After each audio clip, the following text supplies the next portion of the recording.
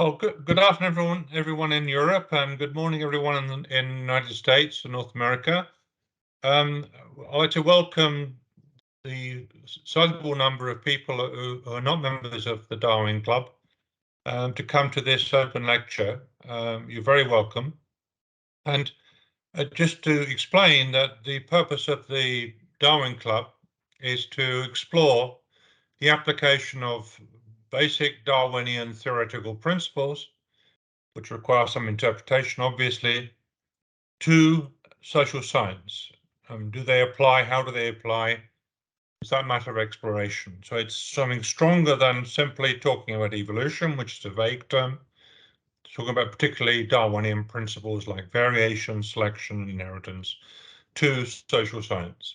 Now, one of the problems that people like me who have had in working in this area, and I've been working in this area for about 30 years, is that you come up against this objection to the use of these principles, Darwinian principles, in social science. People say that is social Darwinism, okay?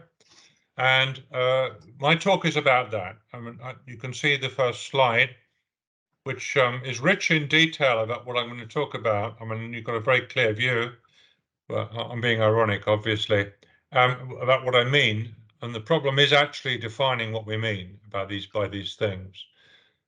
There's a quotation here from an excellent book by Robert Bannister. Social Darwinism, almost everyone knows, is a bad thing. Now, Bannister's book was perhaps the first of what are called revisionist accounts of social Darwinism. People in the social sciences imagined that in the past, in the end of the 19th century, the beginning of the 20th century, there were people around called social Darwinists who advocated certain things, and this was social Darwinism.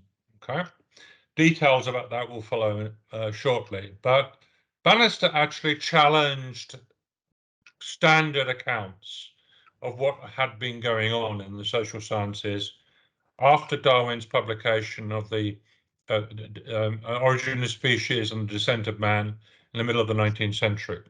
So he was one of the first of what the so-called revisionists that put a different view. And there's revisionists and people who defend earlier positions.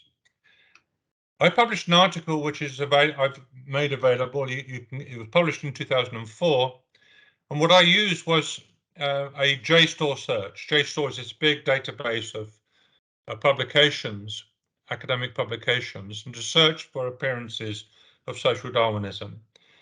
For this talk, I have redone that search. The JSTOR database has increased, not hugely, but substantially, with a significant number of additional non-English repositories in that database. And so it modifies the picture slightly, but you can look at my article. If you haven't got a copy, I can send you one. And that's where it appeared. And I also reprinted it in a collection of essays a few years afterwards. So that was my earlier effort, and I'm really updating that in this talk. Now, okay, what does this mean? What does social Darwinism mean? What might it mean? One usage which we will come across, which may be a bit surprising, is simply the use of Darwinian concepts, such as variation, selection, struggle for existence in social science. So every member of the Darwin Club who advocates trying to use these concepts in social science would be then a social Darwinist.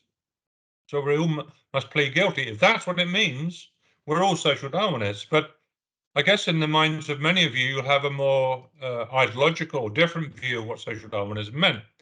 So it might mean the association of Darwinism with individual self-interest and struggle between individuals. So individualism is the key theme here. Or alternatively, it could be races, race struggle, normative arguments for race supremacy, white supremacy, or whatever, applied in different contexts, might be described as social Darwinist. So in particular, the association of Darwinism with imperialism and struggle between nations, war in particular. That's one possible understanding of what this means.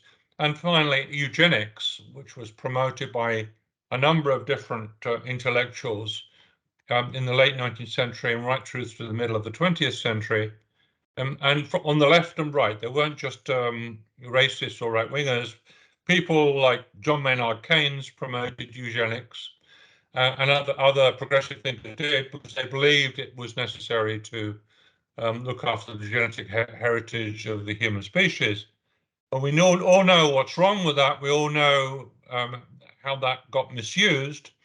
But these are the facts that some people associate social Darwinism with eugenics. Now, the trouble is there's a huge diversity of things being associated here. So how do we determine what it means, and what this movement, if it existed at all, in fact meant? And that was part of the objective what Bannister did, and partly my objective in doing a search. Now, one way to do this, a student would, a good student would naturally look at the reference books and see what they meant by it. So let's go to a very prestigious reference book, and this is the Encyclopedia Britannica. Okay. Look up the entry on social Darwinism. The Encyclopedia Britannica says social Darwinism, the theory that human groups and races, notice not individuals, groups and races, are subject to the same laws of natural selection as Charles Darwin perceived in plants and animals in nature. And follows social Darwinists held that the life of humans in society was a struggle for existence, ruled by the survival of the fittest, a phrase, quite rightly, proposed by the British philosopher and scientist Herbert Spencer. It appears actually mid-19th century. So the entry continues, the social Darwinists, notably Spencer and Walter Bagehot in England, who was a political commentator, and William Graham Sumner in the United States. So these three names are highlighted as the founding social Darwinists. So that's what the Encyclopedia Britannica says, but in fact, all these things are questionable for reasons I'll come to in a minute. Now, the next question we may ask, if there was such a thing as social Darwinism, who was using it? Who was promoting it? Who was saying, I am a social Darwinist and I mean X and Y and Z and so on, and I promote this as a particular concept? Well, if you ask this particular question, the answer is hardly anyone. Hardly anyone, at least in the JSTOR database, has used Darwinism in a positive sense, right? Saying, I am a social Darwinist, I mean this by the term, and this is why I think I'm right. Okay. Hardly anyone has done this. The term is used almost always by critics, identifying a social Darwinism or doctrine and saying, I am against it for the following reasons, but nobody's proposing it. The exception on the JSTOR database is one. And this is a paper by D. Colin Wells, not well known, not well cited, the American Journal of Sociology, who advocated social Darwinism. And by this, he meant, he said, we're not actually strictly Darwinian. It's not strictly anything to do with Darwinism, but nevertheless, I'll call it social Darwinism. And it was eugenics, basically the maintenance of racial efficiency, to quote him, by ancestral struggle and ruthless elimination. This particular take on eugenic style thinking, rather racist, rather objectionable, at least to modern eyes. Now that's the one case on the whole database where someone says, I am a social Darwinist. In all the other cases, people are criticizing, they're critics of what they describe as social Darwinism. Now this creates a problem because there's no explicit advocates, bar one.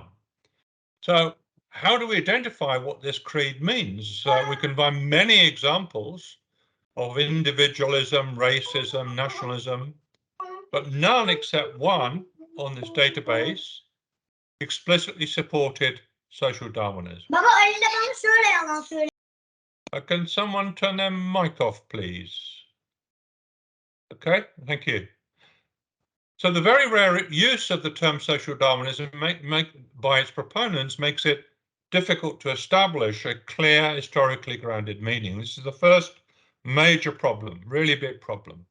Now look at the frequency of appearances. This is updated with my new search on it. I was tempted to use a logarithmic scale, but I think the linear scale dramatizes the fact that it hardly ever was used before the Geoff, 1940s. your slides don't seem to have moved on. We're still at number 3.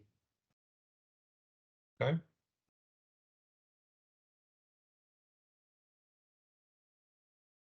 I have to share my screen again. Yes, please. Yeah.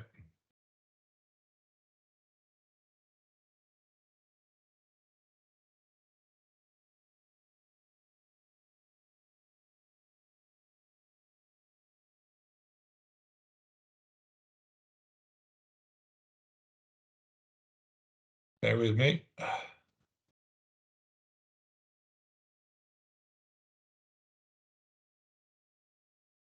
Hopefully you can see that diagram now, yeah?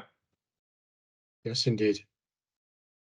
So this is the explosion in the use of the term Darwinism, beg your pardon, social Darwinism, from the 1940s onwards. It's hardly ever used before the 1940s. Well, you may say this is a little bit distortive because we all know that the number of publications generally in the world and also on this database explodes exponentially through time. Well, to correct for that, I've done a frequency graph. Okay, so I've done a search using keywords of articles that may be concerned with issues that are somehow related to the human species, social science, and so on. Very, very broad criteria. And then determine the frequency of articles using the term social Darwinism. So you get a similar picture of an explosion after the 1930s, from the 1940s onwards. And earlier uses are still very low, but it kind of peaks before the 1930s and in the early decades of the 20th century, goes down and then explodes upwards.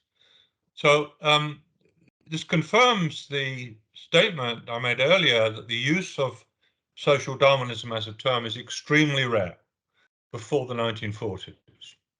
So to look at the highlights of what's going on, the first appearance is in 1877 in a book, in an article which you can find on the JSTOR database, published in 1887 by Joseph Fisher.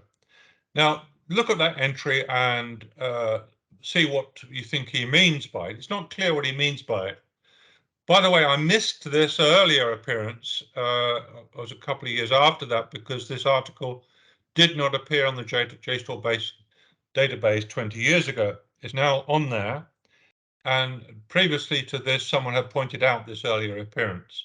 But basically, it's not clear what he means by it. He uses social Darwinism in a reference to a discussion of Henry Maine's discussion of land tenure in Ireland. So what it could mean is that he's objecting to an individualistic view of land tenure, or more accurately, knowing a little bit about Henry Maine, it might be seeing Henry Maine as an evolutionist and thereby describing him as a social Darwinist. It's not a very prominent or well-cited appearance, but it is, as far as we're aware, the first appearance in English. And in English, it only appears 17 times before 1919. According to Hofstadter, which is a major book which I'll come to in a minute, social Darwinism had petered out by about that time, by just after the First World War.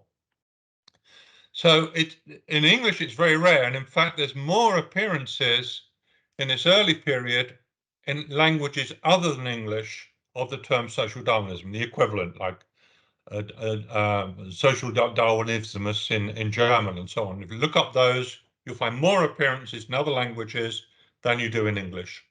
And often the English appearances are quoting continental critics. And these are prominently, most prominent here is a book by Novikov, who was a kind of pacifist. He was against war, and he criticized imperialism and nationalism and war, describing it as social Darwinism. And this is often quoted, often approvingly, by English reviewers. For Anglophone critics of social Darwinism before 1929, only 23 appearances, it was often associated critically with nationalism and imperialism.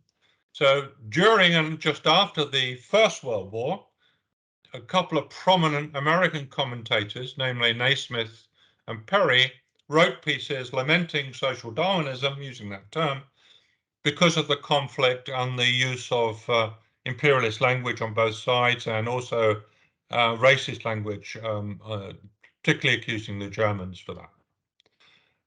Now, the third phase in this historical process, is a new meaning. And the new meaning is the first one on my previous list.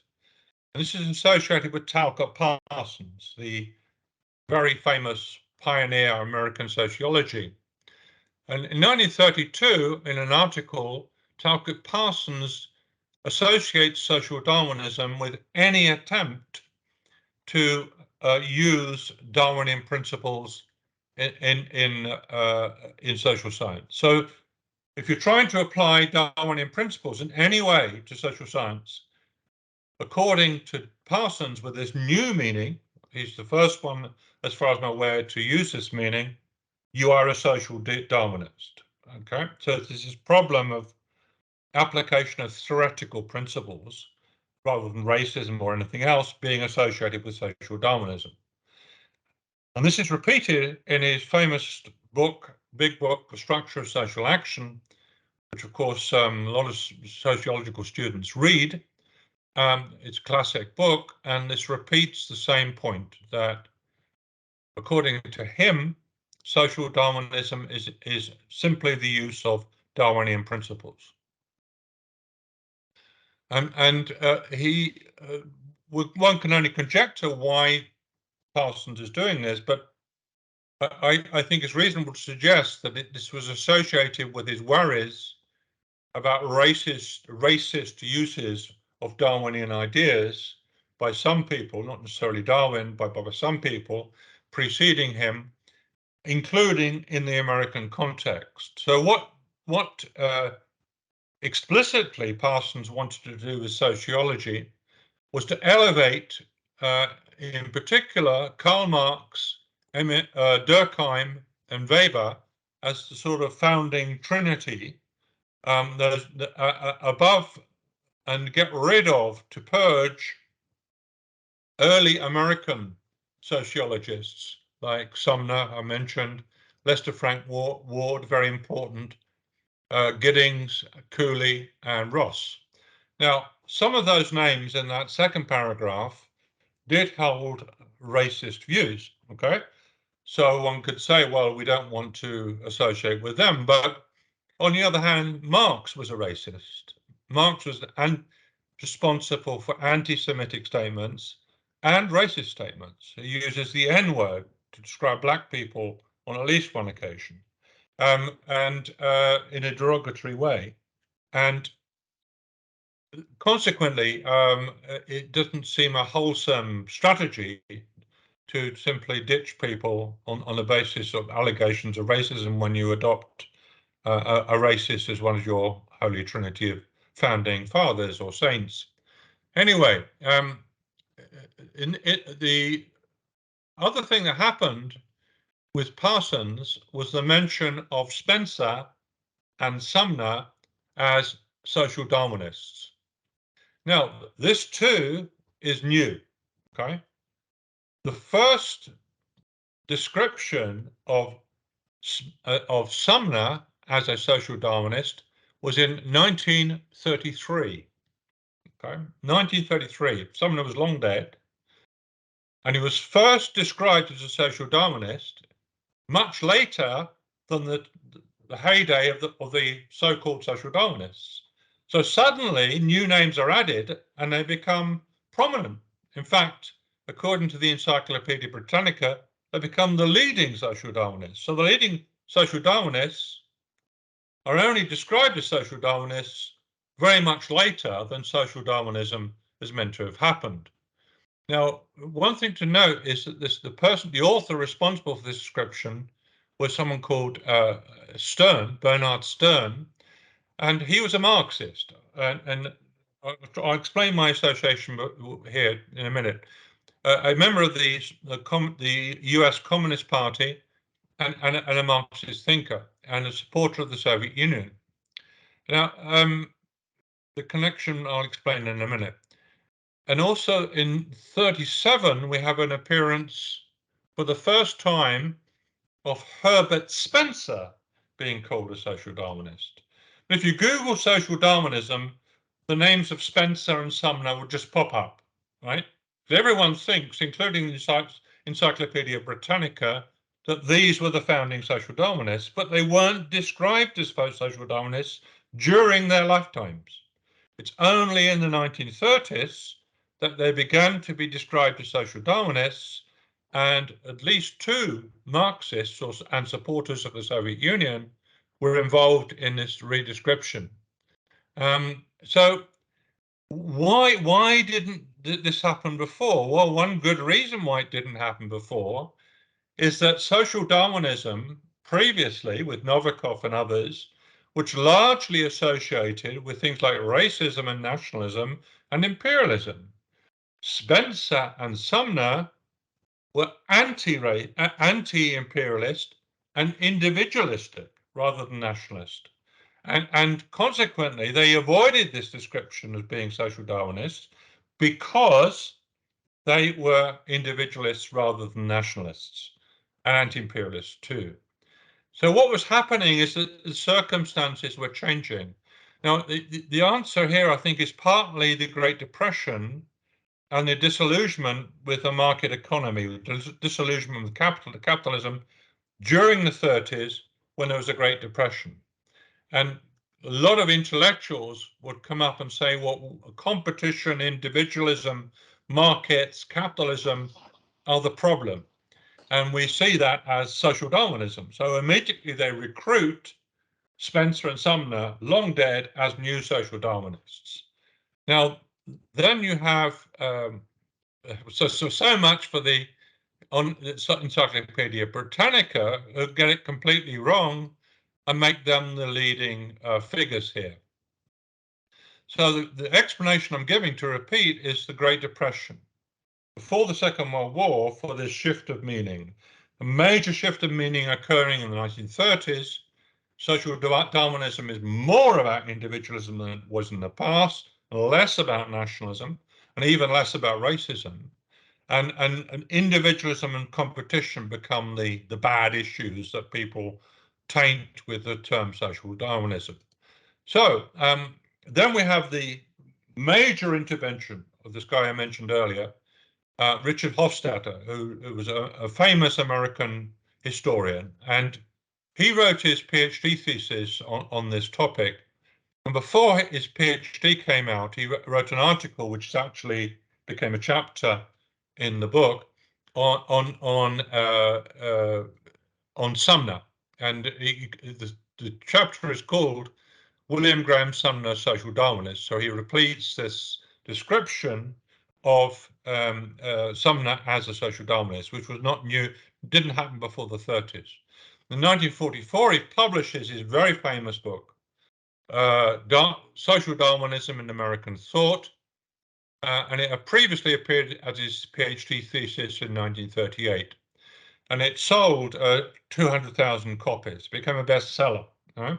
Now, two things were happening, obviously. One, you had the Great Depression, and then you had the Nazi period, the rise of the Nazis, and the move towards and eventually involvement in the Second World War, which starts in Europe in 1939, America joins in a bit later, and so on.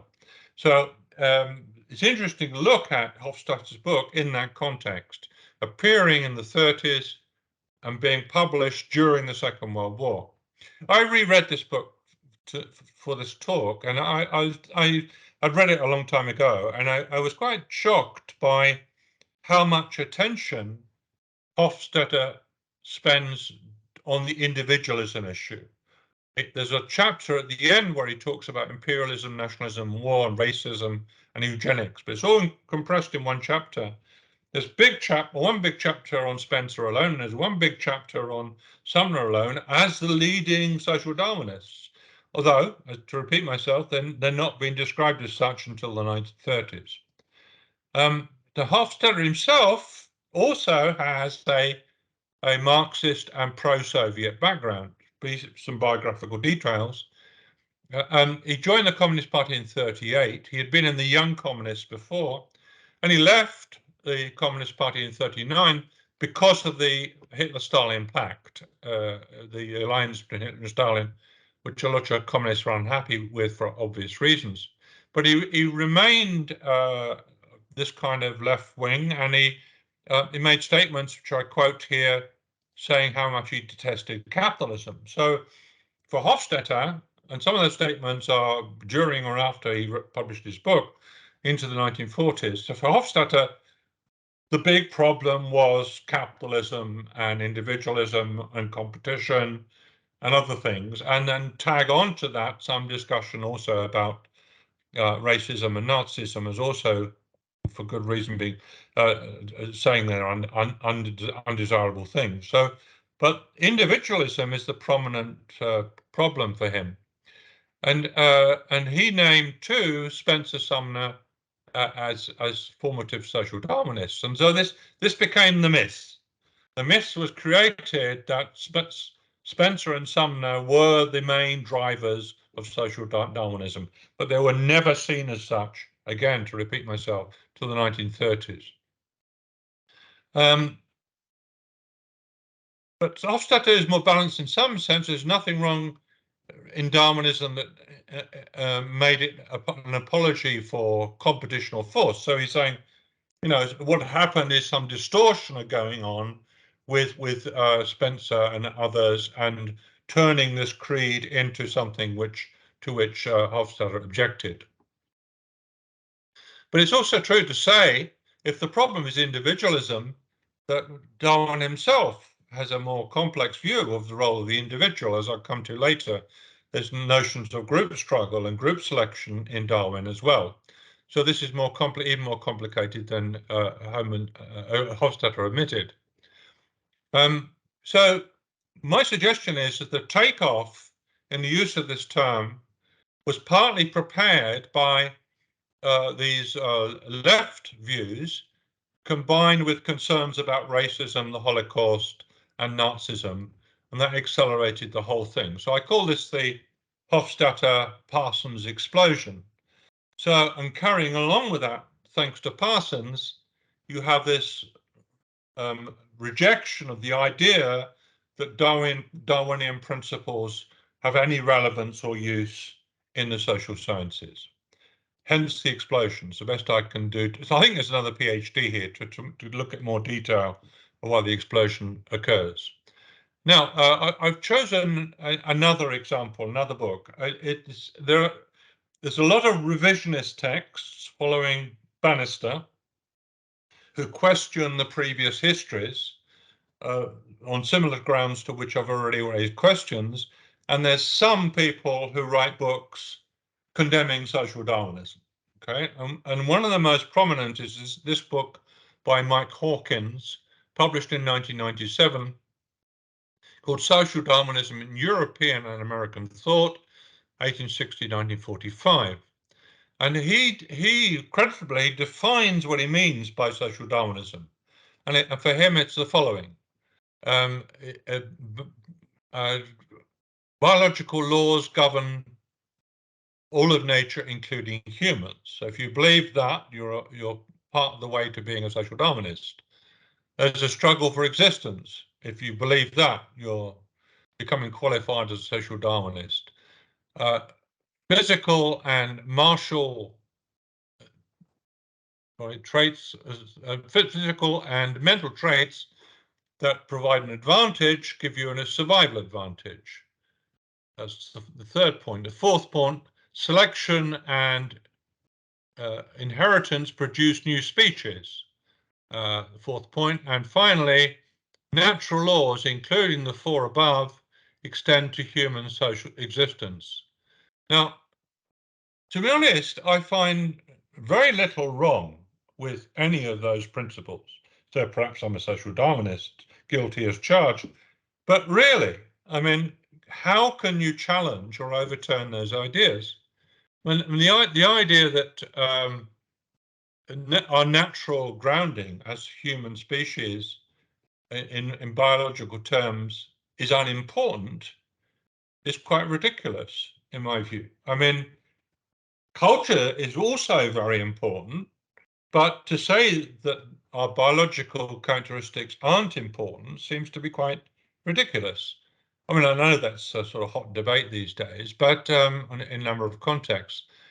But I think if you accept intelligently, there's that biological factors have some importance for human behavior, then what's wrong with that? You're not being reductionist, you're not denying the importance of culture and other things, institutions, human interaction, all that's important, vitally important, but biology is important too. So what's wrong with it? What's wrong with one? Number two, there's a struggle for existence. Okay, yeah, life's tough. We have to work for a living. I mean, really, why are people objecting to that? I mean, we need to make life easier for people. We need to help people that have difficulties. So people, if they get injured or impaired by struggle, we have to help them. Yeah, but life is a struggle for existence. So we have to deal with illness, disease, deprivation, poverty, all these things, and we should try and deal with them. But they're not going to go away. It's always going to be a problem. There's always going to be resource limits, always going to be difficulties. That's life. So I can't see anything wrong with that either. And the three refers to selection processes. What's wrong with that? I mean, okay, some things work better than others. Some survive, some don't. I mean, some firms are more efficient than other firms. They might survive, others don't. There may be imperfect selection, but some notion of sifting or selection going on. What's wrong with that? I mean, again, we must overcome difficult problems and deal with deleterious effects, but these are facts. Number four, yeah, this is about the origin of species. What's wrong with that? What's wrong with number four? And applying this number five seems to be making the same point or the same objection that Parsons made earlier. That is that we shouldn't use these principles, which are biological, and in any way in the social domain. Well, it's contestable about how valuable notions like variation and selection might be in the social world. That's contestable, and we can and should argue about that. But to say that a priori we dismiss it, it seems to me to be quite mistaken.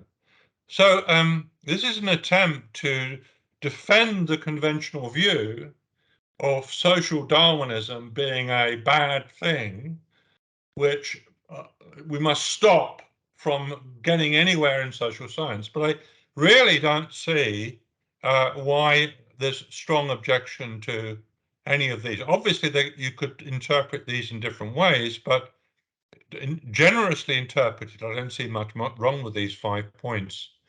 But Hawkins goes on in his book to deal with problems in his own exposition, because there's leading people that were inspired by Darwin, including the Russian anarchist Petr Kropotkin, who didn't emphasize individualism. He emphasized cooperation, and with good basis in Darwin's own writing. So how does Hawkins deal with Kropotkin? Because Kropotkin seems to tick all the 5 boxes. Well, what Hawkins says is that Kropotkin was mistaken, confused, misinterpreted Darwinism. So, sorry, Petr Kropotkin, you got it wrong. You don't know the dangers that you are involving yourself with in committing yourself to this kind of thinking, but will excuse you because you're not an individualist and you have cooperation. So a theoretical problem is that Hawkins doesn't understand is that the reason why humans have evolved to cooperate is because of competition between groups. This is the standard group selection argument. The competition between groups, both in tribal or pre-tribal societies, led to dispositions to cooperate within groups. This is also accounted for, also explained in Darwin's Descent of Man, in his arguments about moral solidarity and cooperation. But actually, so in fact, cooperation in groups through group selection is a result of competition between groups. And Hawkins doesn't understand that. He sees it as antithetical, and therefore Kropotkin is confused because he extols cooperation, but that can't be the case because it's really competition. Now, another thing that Hawkins does is to bring Hitler in. Okay, so Hitler is a social Darwinist, despite the fact that Hitler never mentioned Darwinism in Mein Kampf, never laid out Darwinian principles and deduced his own arguments from them. So it's really quite a severe attempt to dampen, to damn anyone who wants anything to do with social Darwinism as a fascist, as a Nazi. So if you're promoting these ideas, you're sliding towards Hitler and sliding towards fascism. So really this is trying to do the job that Parsons did, was to disengage social sciences completely from biology. So that's another piece on that. So what does social Darwinism mean? And again, I ask the question. Now, since 1945, I think these meanings are important. First, it's the conceptual one. It's the drawing a division between the social sciences and the other natural sciences, biology, and so on, and saying that concepts in biology should not be used in the social domain. That's the first meaning, and that still exists. It's in Hawkins' book, it's in Parsons's oeuvre, and it's there in the discussion. Now, other than that, you have the individualistic interpretation, which comes from Hofstadter, and given the fact that Hofstadter's book had an extraordinary influence on this discourse, Hofstadter's work is crucial for explaining the takeoff, so that individualistic interpretation also survives for those reasons. And then you have a quite different allegation that social Darwinism means fascism, racism, and so on. And this comes from people like Hawkins, among other things. Okay, so I'm simplifying this argument. So we find all three meanings, which I think are logically quite different. To some extent. Ask everybody to turn off their microphones, please. Can you turn off your microphones, please? Thank you. These are quite different meanings. So it's still a mess. It's still a mess. It's unclear what this means. It can mean different things. Right, so how do we research this? And I think this is the methodological point. This is about the how. How do we, if we want to do original research, or at least to explore this ourselves in some historical way, how do we construct the history of social Darwinism? There's two methods. They're not mutually exclusive, but there are two methods. One method is to look up social Darwinism in an encyclopedia or imagine what it is, okay? So if we look at an encyclopedia, we get Encyclopedia Britannica, as I've shown you, and this might say that social Darwinism means Spencer, Sumner, etc., individualism, blah, blah, blah, whatever it means. And then we go and search for those ideas, okay? That's one way of doing it. Or we simply imagine. say it means racism, or it means imperialism, or eugenics. That's one way of looking at the history. And the problem is you'll always find what you're looking for. If you're looking for racism in early European and North American social scientists, or by early I mean 19th century onwards, you'll find lots of it. Lots of racism. Unfortunately, people like John Rogers Commons, Richard Ely, people like this, they unfortunately made racist statements. Marx did too, as I mentioned earlier. He's not off the hook. So you can find it. So when you open a page of Marx and he makes anti-Semitic comments, does that mean that Marx was a social Darwinist? You must conclude that. If you're searching for racism, you find it in Marx, then Marx was a social Darwinist. So you can find what you want to, right? You can find anything within reason. So this method on its own, at least, is really quite imperfect. And this is what Hawkins did in his book. Now, the alternative method is to use word searches. And I think my publication was the first attempt to do it this way. I'm not aware of any earlier ones, but so perhaps it was the first. So instead of looking for the concepts like racism or imperialism or nationalism, you look up the words social Darwinism and you get the kind of results that I've shown to you. And unfortunately, more recently, the JSTOR database includes a lot more non-English entries. And so we get a picture there coming through, which is worthy of further explanation. So this methodology, method B, will look up the word and then find out whether it's used by critics or advocates. That's the first point. And the second thing is, what do they mean by what they are criticizing, or alternatively, what they are advocating? Okay. And then you get this very patchy, very complex picture with relatively few appearances in the earlier period, then an explosion of usage afterwards. It still becomes difficult to actually pin down a particular meaning. So many historians of social Darwinism use method A. Relatively few have used method B.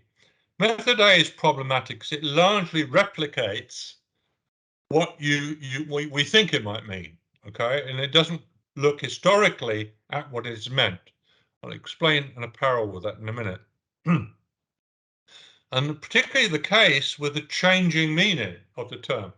So you have this early bias, not exclusively, but a bias in early writings towards nationalism, imperialism, described as social Darwinism. And then from the 1930s onwards, with the Great Depression, individualism becomes more prominent than it was before. So the individualistic meaning shifts in relative importance through the 30s and afterwards. And then again, with if you compare Hofstadter's 44 book with Hawkins's 1997 book, Hawkins again shifts the meaning by bringing back fascism into the story and giving it more emphasis. So these shifts of meaning make this method problematic. I'm not saying we shouldn't do things like this, but on its own, it can give a very distorted picture or a very biased picture. Method B is much less common.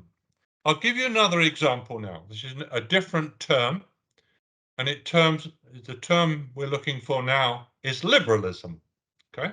Now the problem is, in discourse on liberalism, there's a term called classical liberalism, which people use to mean particular things. I mean, the kind of liberal in the early 19th century who advocated free markets, individualism to a great degree. Okay. Now, the same problem exists with that, is that you can actually imagine what you think by liberalism is meant and then find what you mean. Now, there's an excellent book on liberalism by Helena Rosenblatt, and she used method B in this context. In other words, to do searches for the use of the term liberalism, not searches for the ideas that we might imagine and describe as liberalism, but search for uses of the term liberalism. It's my method B applied to a different thing. And she found is actually people like Hayek and Friedman and Mises were completely wrong on what the early liberals meant by the doctrine they described as liberalism. They were not ultra-individualists. They were not ultra-free marketeers. They stressed duty and to others and caring for others and for helping others, as well as self-interest and so on by others. And so the notion of classical liberalism is exposed by this method as being a myth. Well, the notion of classical liberalism, as previously promoted by Friedman, Hayek, and Mises, is wrong. Okay, because the original liberals, as they described themselves, had different views, and all this is in Rosenblatt's excellent book. But you can find what you're looking for. So if you use method A, you think liberalism means this, you can find those ideas. You can find them back in any writer, any Enlightenment thinker, and say, oh, it's in Locke and blah, blah, although Locke never described himself as a liberal. But so you can find what you're looking for, but this is not on its own at least, is not a particularly good method. And this parallel case, methodological demonstration, shows what's wrong with relying on the imagined meaning rather than the past usage of particular terms. So in future, if there's more work on this, histories of social Darwinism should make much more use of method B, searching for past uses, because it's a reliable benchmark. So to begin to finish up, what are the myths? What are the menaces? Well, myth number one.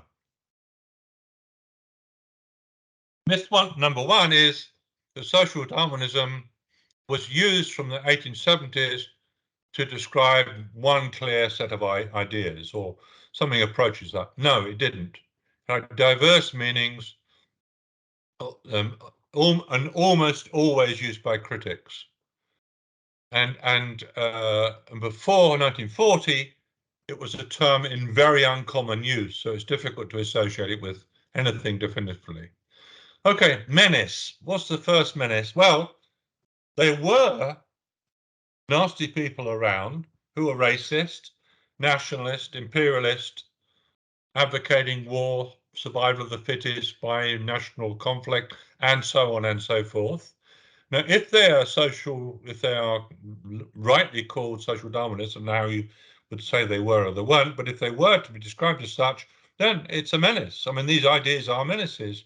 They are bad things, as Bannister says. Yes, I'm not being ironic. They are. Racism is a bad thing. Okay, and we should condemn it where we find it, including, by the way, I'll mention it again, in Marx and Engels, by that way. Okay, menace number two, and this is a big menace, right? Because anyone who believes that Darwin's insights about evolutionary processes might have some significance for social and cultural evolution, as well as biological evolution, can immediately be dismissed by this term, social Darwinism, as being wrong, outdated, racist, or even fascist in Hawkins's term. You're just on that slippery slope, even if you're not aware of it. You know, poor old Kropotkin, he didn't understand where he was going with these things.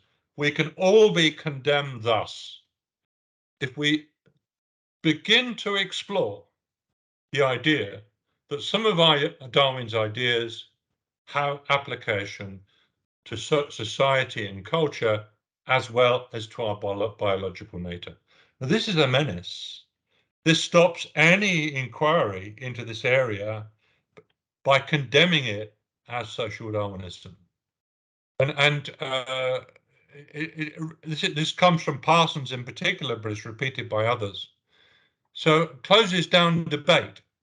Somebody stops the debate by the label, Everyone knows that social Darwinism is a bad thing. That's social Darwinism. Stop the debate. Can't do it. So the whole discussion of making social sciences more evolutionary, more in line with understanding of how complex systems evolve, cannot go anywhere near Darwin by this edict. And I want to make a suggestion, and I'll be very careful. I know Dick Nelson and Sid Winter very well. I've communicated with them for a long time. I admire their work. And it's long been evident, and I'm not saying betraying secrets here, that they are both unhappy to describe their evolutionary approach as Darwinian. Right? They're both unhappy. They've discussed the idea. They have discussions. They're sensible people, but they will not describe their approach as Darwinian, despite the fact that their 1982 book has the concepts of variation, selection, and inheritance. Where do those come from? Darwin. But they will not, they did not, and they will not describe it as Darwinian. Now look at the dates of birth of these two important scholars. I suggest is that they were being formed, their ideas were being formed, they're making an impression during the 50s and 60s when this social Darwinism narrative was taking off, and that more or less inoculated them against the idea of calling their own evolutionary ideas Darwinian. And I think that's been a sad consequence of this, one of the consequences of this discourse. Now, Menace number 3. I've dodged the issue of individualism a bit. I mean, what we need to do with individualism is unpack the term. Simply condemning it or embracing it is mistaken. Okay, so it means many, many different things. And also there's a question of competition, which is related to it. There's different sorts of individualism, and we can find notions of individualism in part in Darwin, in some senses, and we can certainly find the role of competition in Darwin himself. So there is some association here. But among social scientists, going back to Robert Owen and others, there's this aversion to competition and aversion to individualism as being destructive, disharmonious. This is the foundation of modern socialism in Owen and the rejection of those ideas. So there's a debate to be had about what we mean by these terms and what these things and the benefits of competition and the disbenefits and so on. So I think Darwin advocated competition, or that's wrong. Darwin saw the role of competition in understanding natural selection and also advocated it in the social sphere to some degree, but less so than a question of understanding. And we as social scientists must investigate. I mean, competition can stimulate innovation, and competition can have bad effects too.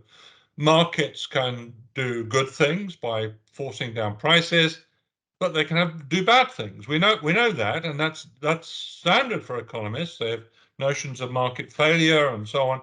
We can discuss the pluses and minuses of these, but we do need a nuanced understanding of what's involved. And really lumping them all together as bad, as in the social Darwinist narrative, prevents a more nuanced discussion of what's involved. Individualism in particular, there's different kinds of individualism, ontological individualism, there's the many meanings of methodological individualism, political and so on. And we have to pick our way through this thicket of different meanings rather than taking absolutist positions on one side or the other. So one reason why we should be cautious here is that individual rights are important. I mean, group rights, national rights, corporate rights are important too, but individual rights are one of the key features of modern enlightened ideas. The United Nations Declaration of Human Rights, among other things, asserts the rights of individuals, protection from torture, habeas corpus, all these things are individual rights, as well as other rights which are important. So that's why individualism is a complex package. There's extreme or bad or self-interested individualism. There's other individualisms which are important. So we need a more nuanced discussion of competition and individualism, and the labeling as social Darwinism prevents that. So conclusion. First of all, it means many, many different things. Individualism, nationalism, racial eugenics, all those things. It's not clear exactly what it's meant. But Darwin himself promoted none of the bad things, but he did have notions of competition and so on. The use of social Darwinism has been deleterious, and the dismissal of all competition and all individualism in social Darwinism is unhelpful. So that's the second menace in this discourse. One is to close down all discussion of Darwinian principles, and the other one is to prevent a more nuanced discussion of notions like competition and individualism. So thank you very much for your time. Your comments are most welcome. Thank you very much, Geoff. Thanks for debunking and unpacking a term that I've always found confusing and confused. So thank you for that. You're more than welcome to ask Geoff questions now. Please do so by the best way to do is by raising your hand using the little raise hand thing at the top of the screen, or you can put a comment into the chat, and I'll come to that. Has anybody got? Would anybody like to be the first person to ask Geoff a question? Geoff, I'm going to ask you what people are thinking. I'm going to ask you, do you think if Nelson and Winter had been born later and perhaps been born in the UK, do you think they would have called their book something different? I think the title of the book is fine. I mean, evolution is a loose word. No, I'm not against using it. I think it's a sort of it's the admission that what they're saying has some resonance, at least, with Darwinian principles that's missing, and there's others that also are reluctant to say that, and so it's not simply their generation, but I do think that for them it was important when they were when their intellectual position was being developed, and it was a crucial period. But unfortunately, those prohibitive effects of this social Darwinism discourse linger on still.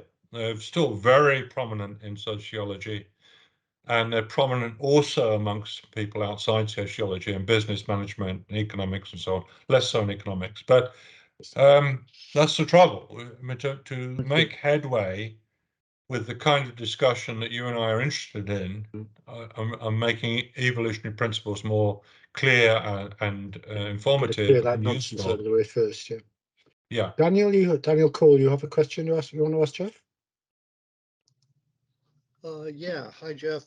Thanks for a really interesting presentation. So I think you're quite right to identify that the phrase social Darwinism has become a bogeyman, just much like the term liberalism. But I'm not sure it's even the right phrase to characterize the sort of biological elements involved in social choice and evolution of institutions, because it doesn't cover everything that's involved. Yeah, the basic ideas of evolution and selection and so forth come from Darwin. But there are aspects of it, aren't there, that Darwin didn't get? Yeah. You know, certainly the mechanisms and so forth. And so if we're talking about the biological dimension of you know, the institutional change, evolution, and so forth, it's got to be more than Darwin.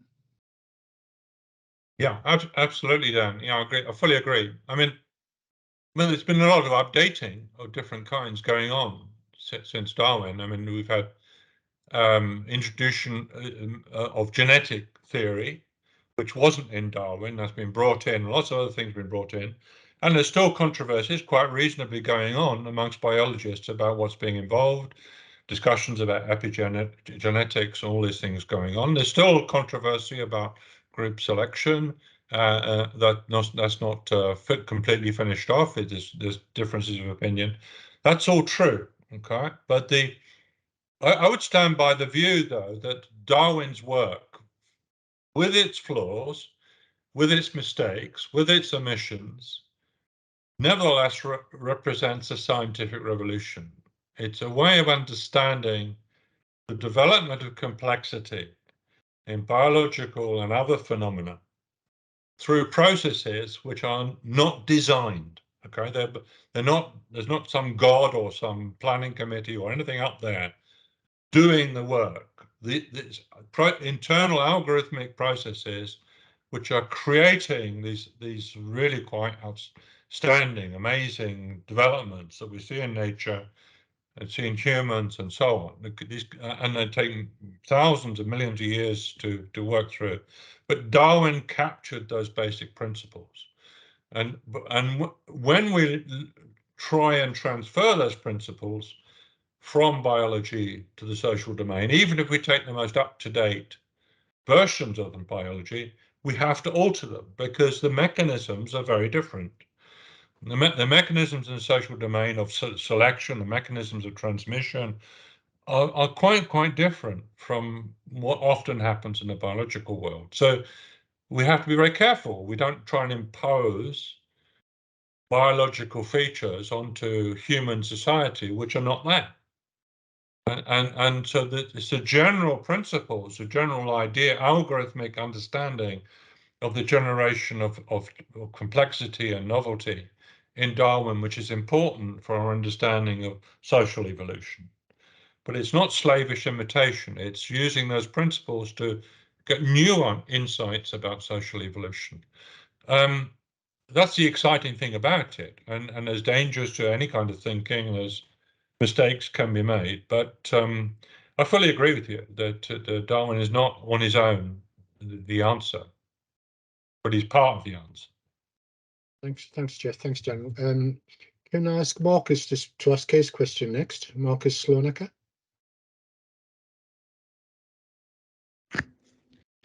Thank you, Dr. Hodgson, for the talk. I wanted to, I had the question typed out as you were speaking. Then Dr. Cole, when he asked this question, mine sort of relates to that and your answer. And so if I might, it'll be sort of half comment and then half question, because I have really a lot of thoughts on the background here. So I wanted to go to that idea where you were saying, how could you, in a way, overturn or disagree with some of those Darwinian principles that do seem to relate to the social world. And I agree with you, and in relation to your answer just now to Dr. Cole, that that there is relevance there for the complex system, the evolutionary change, say, of social features or of language or of institutions, that all makes sense. So the comment and the question, I guess, is I think that, for one, the reason why, like, the term social Darwinism and even generalized Darwinism might be so repulsive is the perception that humans, in a sense, have the ability to guide this process of evolution, say, to soften its harsh edges. And I think that's really what we mean by equity, justice, positive law, positive structures, all those things that, all those social structures, all those positive structures and positive systems which don't exist in nature. That makes social order sui generis, that often operates via different laws than natural order. And I think that that's really important. And I should admit, I have really sincere interest in this particular subject. But at the same time, I see that there's the issue that natural order and social order seem to be of different categories. And so the last thing I'll note, I guess, is, and then the question I'll make more clear is, one of them, I've studied economics, but I've also studied anthropology. That's my second major here at Austin College in Sherman, Texas. And I've often thought, and I've seen the term come up a couple of times in my research, the term social Lamarckism. So this is going to be more geared towards my question. It really seems to me that what anthropology shows is that what people tend to do with their time, humans all over the world, is that we use the intelligence which nature gave to us, and we create things that don't exist in nature. And we could see all sorts of technology in a way as a sort of Lamarckian self-adaptation, which we can accumulate over time. That are, eyeglasses in a way are ways to, like, naturally speaking, if you're blind or hard of sight and you're in a natural environment, you might get eaten. You might not be able to, avoid a danger. But we create a sense of, justice for people who are hard of sight by creating glasses to soften sort of the dictates of that natural process, but also to, in a sense, to give us a new pair of eyes. And then when we create clothes, we're giving ourselves fur, and so then we escape our natural environment, which is more tropical, and then we start to live in the more wintry climates, and that's not something that natural law would determine either. So my question, I guess, is how would you kind of, I guess, respond to all of this? And in general, I'm asking, do you think that maybe we should be thinking of this approach, this generalized Darwinism, not as, because I think the fear is people don't want to reduce social order and social process to natural law, because then all the products of human intelligence are just, the products of natural order. I think my question is how do I want to say this? Could we take this in the direction instead of social Lamarckism, where we're kind of understanding that humans can. Yeah, okay. Can I try and answer you, Marcus? Yeah, I think social Lamarckism is a non-starter for a number of reasons. As a term, one is Darwin was a Lamarckian. Right. Darwin believed in Lamarckian inheritance. Now, since Darwin, many biologists say that doesn't happen. Not all of them. Some still say it, but that's not the point. Okay, Darwinism is a set of principles, and those principles don't exclude the possibility of the inheritance of acquired characters. And they don't exclude, and Darwin explicitly says that, the idea of intervening, humans intelligently thinking about, I need something like spectacles so I can see better, let's make a pair of spectacles. It's not excluded. So there's nothing non-Lamarckian about Darwin's core principles. Now, if you want to emphasize that capacity that humans have for foresight, planning, technological invention, ameliorating circumstances, and so on, that's very important, because humans do that. We do build institutions, we do have policies, and so on. So it's only a particular kind of Darwinian who would say, oh no, let everything happen spontaneously, you're not allowed to interfere. Most Darwinians would say that interference is legitimated by the logic of Darwin and evolution itself. And furthermore, that happens in nature too, not to the same extent, not to the same degree, but people, the analogy of making spectacles to interact with the world, there's analogies to that. The beavers build dams to capture the fish.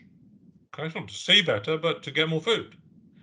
A lot of animals recreate their own environment. Birds build nests. Okay, it's not to the same degree that humans have the capacity to do this, but it does happen in nature too. So this intervention in our own environment and use of resources to ameliorate difficulties, to overcome difficulties, happens in nature and more so amongst humans. There's nothing in Darwinism that rules that out. It's only particular versions of this kind of thinking which are found more in Herbert Spencer than anybody else, okay, than in Darwin, where Spencer is anti-state. He says, don't intervene, you'll mess things up. Sounds very much like Hayek, okay? The affinity between Spencer and Hayek is quite close, although it's not often omitted or explored, because Spencer was saying we need spontaneous developments, let things happen themselves. It's the law of nature and so on, and emphasizing individuals rather than the importance of intervening institutions. That's in Spencer. It's not in Darwin, okay? Because Darwin understood these interactive processes in nature and accepted the possibility of doing things like that in the social world as well. So Darwinists are not have no prohibition on this intervention. So I remember we had a conversation, you and I, about economics. I'll finish on that point. The source of this ultra individualistic tendency in economics is not Darwin. It predates Darwin by decades, if not centuries. You find earlier manifestations of this going back to Bernard Mandeville and so on. People like Smith are more complicated, but you can find bits of Smith which concur with our view. It's much earlier than Darwin. This individualism, this celebration of spontaneity over anything else, anti-interventionist views, all those things occur long before Darwin. So the idea of describing that individualism in that sense as Darwinism, I think, is misplaced. I mean, if anything comes out of my talk, I'm arguing that really we shouldn't use such a word, social Darwinism. We should recognize the problems being raised by the people that actually earmark the term and use it for certain arguments, but it's not helpful to describe anything as social Darwinian, and it's not helpful to use terms like social Lamarckism either, because these two are, compounds of complicated and don't advocate actually what you want to advocate. Thanks, Geoff. Can I ask a question on behalf of Lidmela, please, who put it into the chat? And I'm going to paraphrase for her if she doesn't mind. Lidmela is asking about the role or the part that has been played by the conflation between social Darwinism and latterly with biological determinism. And obviously, given that biological determinism isn't consistent with modern evolutionary theory and Darwinism, is it simply that when people hear the term social Darwinism, they're actually thinking biological determinism? Yes, that may be the case. I mean, there's another problem here because the term determinism has different meanings. I mean, I would prefer the term biological reductionism, okay? I think that more clearly identifies what we're talking about here. It's the idea that when we're discussing society, human affairs, human phenomena, we can explain it all in biological terms. That's reductionism, is it bringing down explanation from one level and collapsing it into a different level. And beneath that, you can go on. You can say chemical reduction, biology is reducible to chemistry, or chemistry is reducible to physics, all of which are challengeable arguments. So I think reduction is a clearer description of what is involved here. Now, it's true to say that many early social scientists when social science was getting established in the 19th century were reductionists in that sense. Alfred Marshall was a little bit like that. When he wrote, he tended to think you could read off or explain social phenomena, economic phenomena in terms of biological characteristics. And he was a Lamarckian too, right? Alfred Marshall. Now, what's happened is philosophically there was a discourse which argued against reductionism, and this took some time to get established. One of the early exponents of anti-reductionist views, incidentally, was Lester Ward, right? Was one of the people that Talcott Parsons wanted to put in the dustbin. He was an earlier philosophical social scientist who actually argued against biological reductionism for the relative autonomy of social content, social and institutional concepts.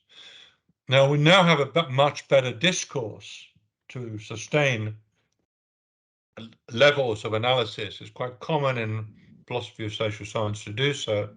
One of the key terms involved is emergent properties, things that cannot be explained or reduced to lower levels. A good example, it's a classic example, is water. Okay? Water is composed of hydrogen and oxygen. We know the characteristics of hydrogen. We know the characteristics of oxygen. At this room temperature, both are gases. You combine them, H2O, you get water, and the characteristics change. Now it becomes a liquid, which neither of the components are, becomes a liquid, it becomes drinkable, becomes non-poisonous, or good for health rather than bad for health, and so on. So something's happened to transform hydrogen and oxygen into something else, water, without the addition of additional elements, which has different properties. And the answer, the chemists will tell you, is in the bonding relationships between them. So the bonding relationships between them give rise to the emergent properties of water, which are different from and not reducible to the properties of the constituent elements. And a similar thing happens in human society. The properties of institutions aren't necessarily the properties of those people which interact within those institutions. For many reasons, more reasons than I have time to expose. But we have a good discourse, which philosophically, which enables us to talk about levels of analysis, emergent properties, and so on, and not reduce them. So, yeah, it is a danger to reduce everything to biology. Some people still try to do that, and we need to have discussion about what can and what can't be explained in biological terms. An open-minded discussion about that, evidence-based. That's a full and very, very helpful answer. Thanks, Geoff. It's particularly appealing to me because, as you know, I trained as a research chemist, so it appeals to me particularly. One last call for questions. If anybody, I don't see any more raised hands. Are there any more questions? Well, if not, then what I'll call the meeting to a close. That's by thanking Geoff again for that excellent talk, which I enjoyed very much. Thanking all of the attendees, especially those who engaged and asked questions. Can I remind everybody who's still listening that if they are interested in becoming a member of the Darwin Club, then if they contact either Geoff or me, and I'll forward on to Geoff, and we can discuss that. And finally, to remind you that our next webinar is on the 17th of April. It's Peter Merman talking about evolutionary theory and strategic management. So I'm particularly excited about that one, and I will be sending everybody an invite for that. But if you wish to attend, or if you have colleagues that would wish to attend, please let me know. So that's Peter Merman on evolutionary theory and strategic management. Thank you very much, everybody, indeed. Thanks, Brian. Thanks, everyone. Okay.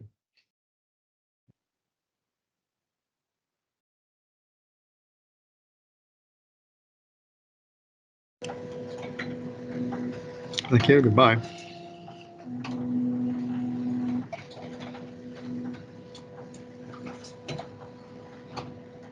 Leaving the meeting open to allow people to say thank you to the comments. Thank you. Goodbye.